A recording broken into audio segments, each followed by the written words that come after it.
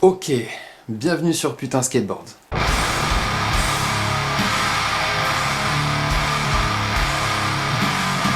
Cette chaîne sera uniquement dédiée au skateboard freestyle. Et si tu te demandes ce que c'est ça.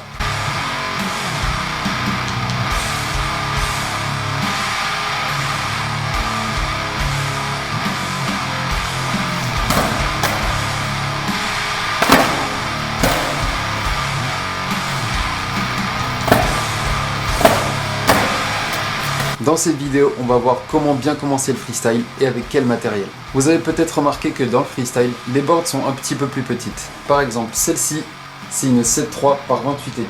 Les planches sont plus petites afin d'être plus maniables, plus précises et faites vraiment spécialement pour les tricks de freestyle. Il y a plusieurs petites catégories de boards de freestyle disponibles sur le marché. Bien qu'il y en a énormément, là on va faire les deux principaux que nous on vend sur notre site. Les single kicks qui ont un os plat et un seul kick, le tail.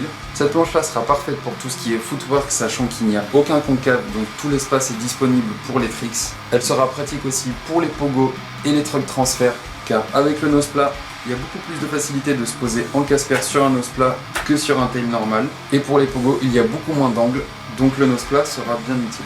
Et juste le simple fait qu'elle ressemble à une board très old school, ça lui donne un sacré charme. Et vous avez les doubles kicks.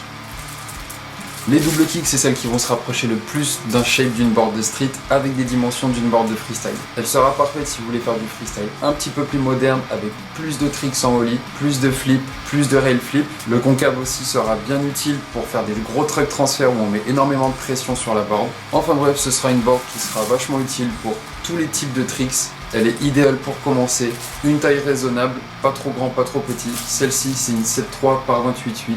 Disponible aussi en 7.6 avec un shape inspiré des planches de street mais avec des dimensions freestyle, un petit peu de concave pour la rigidité et toujours un design de l'amortitude.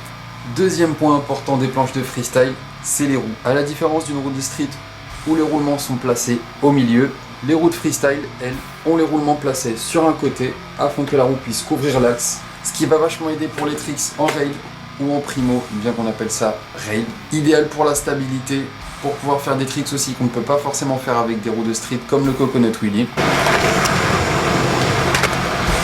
C'est probablement un des points les plus importants si vous voulez vous mettre au freestyle, même avec une planche de street, ça vous apportera toute la facilité des tricks de freestyle, même avec une board de street. Sur notre site, vous allez pouvoir trouver ces roues-là qui viennent de chez Never Enough en Allemagne, avec une découpe de roues de street, mais dans les dimensions du freestyle et avec les roulements placés sur le côté afin que la roue puisse couvrir l'axe. Autre point important, et pas des moindres, c'est aussi un des points les plus importants, c'est les skid plates. Vous allez pouvoir retrouver une vidéo sur qu'est-ce que les skid plates plus loin sur la chaîne. Mais du coup, récapitulatif rapide, les skid plates sont des protections en plastique qu'on vient placer sur le nose et le tail de la planche afin de pouvoir faire des tricks glissants sur le tail et afin aussi de protéger la planche lors des pogos. Disponible bientôt sur le site également. Autre point important, les trucks. Il n'y a pas énormément de choses à dire sur les trucks, ça reste des trucks basiques. La seule petite différence, ça va être selon le genre de tricks que vous allez vouloir faire.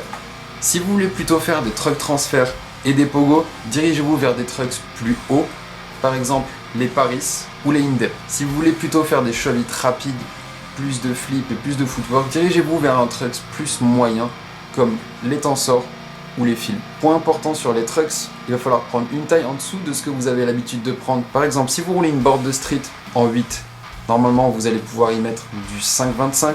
Là vous allez passer à une taille en dessous afin que les roues qui couvrent les axes soient parfaitement alignées avec la planche. Donc pour une board en 8, on va prendre du 5. Pour une board en 7.3 comme la mienne, on va prendre du 4,25.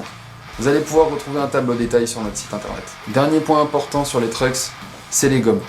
Je vous conseille plutôt de changer des gommes pour des gommes plutôt dures, car en freestyle il y a énormément de tricks avec les gommes dures qui vous faciliteront beaucoup plus la vie. Ça vous offrira beaucoup plus de stabilité pour les tricks de freestyle. Dernier petit point qui est plutôt important, mais pas obligatoire sur les planches de freestyle, c'est mettre du grip à l'intérieur de la planche pour que votre pied soit bien calé en casper, tout simplement. Voilà, c'était un tour plutôt rapide mais plutôt efficace de comment bien commencer le freestyle. En tout cas, merci d'avoir regardé. Vous pourrez retrouver toutes les infos de mon site internet dans la description. N'hésitez pas à vous procurer des planches de freestyle, ça me soutiendrait énormément.